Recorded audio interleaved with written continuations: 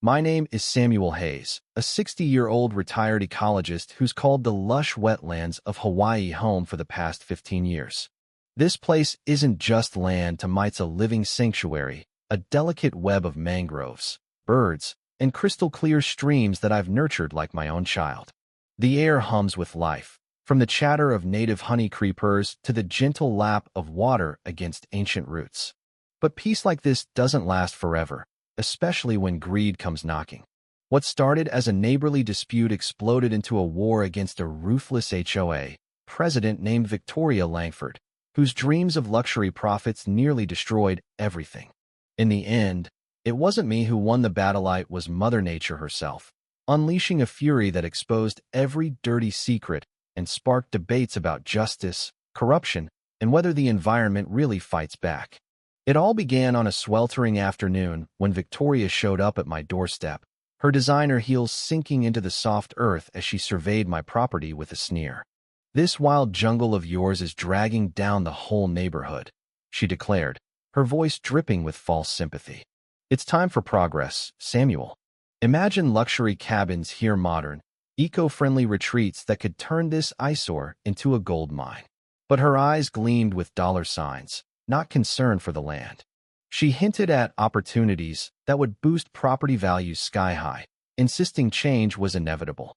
I stood my ground, explaining how the wetlands filtered pollutants, sheltered endangered species, and sustained the island's biodiversity. Yet her tone wasn't negotiation, it was a declaration of war. As she drove off in her sleek SUV, I knew this was just the beginning.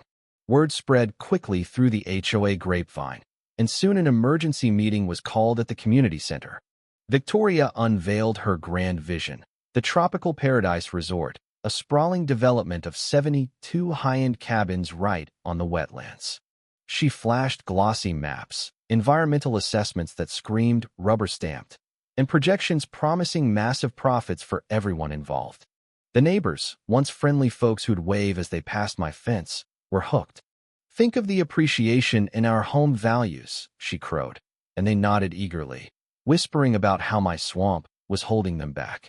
Overnight, I became the villain, the stubborn old man standing in the way of prosperity. But I wasn't about to roll over. Digging through old records, I uncovered a loophole in the Hawaii Wetlands Protection Act of 1980, which mandated federal permits and rigorous environmental reviews for any development. I hired a sharp lawyer named Emily Carter, and together we filed objections that ground the permits to a halt, buying a 60-day review period. Victoria's face twisted in rage when she heard, but I felt a spark of hope. That's when things turned ugly. The intimidation started subtly: anonymous legal threats in the mail, sudden disruptions to my utilities, skyrocketing property taxes based on trumped-up assessments. Then came the fabricated violations, claims my land was a health hazard, infested with imaginary pests. I pushed back, but Victoria escalated. Whispers reached me of bribes to county commissioners, fake community supporters paid to rally at meetings, and forged documents that bypassed federal laws entirely. Determined to fight fire with fire, I went undercover. With a hidden camera and late-night stakeouts, I documented illegal dumping of toxic waste into the streams, shoddy construction on the initial site prep foundations that were laughably inadequate, concrete mixed with cheap fillers that crumbled under pressure. Workers, cornered and scared, confessed to cutting corners on safety to meet impossible deadlines. Deeper research revealed a bombshell, a 1962 university study proving these wetlands acted as natural buffers against hurricane surges.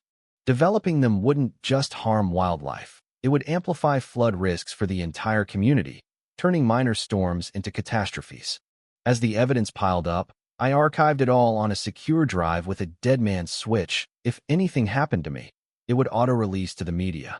Then came the eviction notice, slapped on my door like a final insult.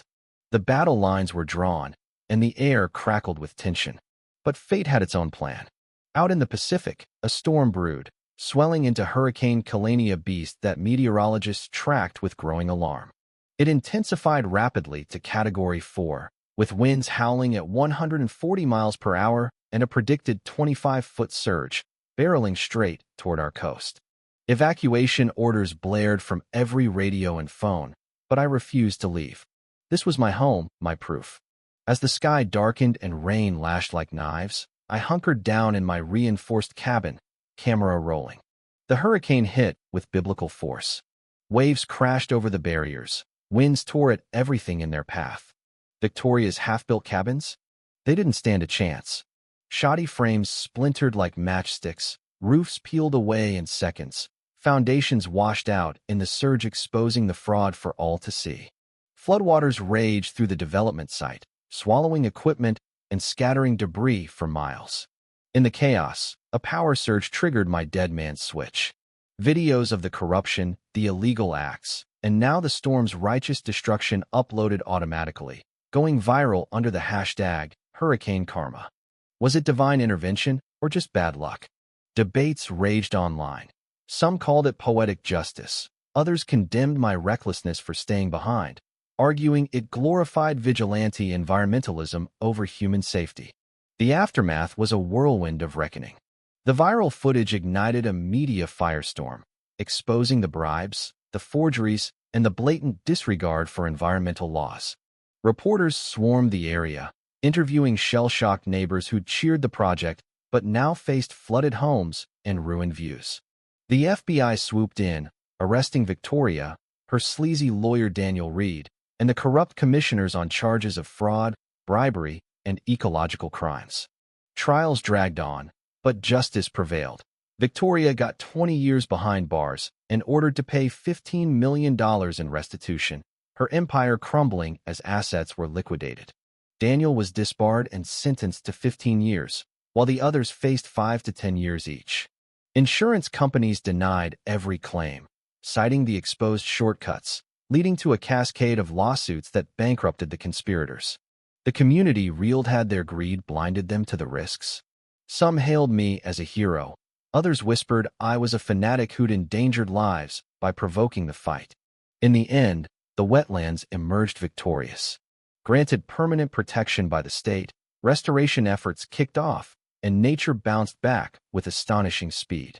Birds returned in flocks, water cleared of pollutants, and the ecosystem hummed stronger than before. Apologies poured in from neighbors, along with tax exemptions and quiet nods of respect. I resumed my quiet life, tending the land that had saved itself and us. This tale isn't just about one man's stand. It's a stark reminder of nature's unyielding power, the perils of unchecked greed, and how corruption can backfire spectacularly. Was the hurricane's wrath fair, or too cruel? Did I go too far by risking it all? Share your thoughts below, give a thumbs up if it hit home, and stay tuned for more stories where the underdog bites back.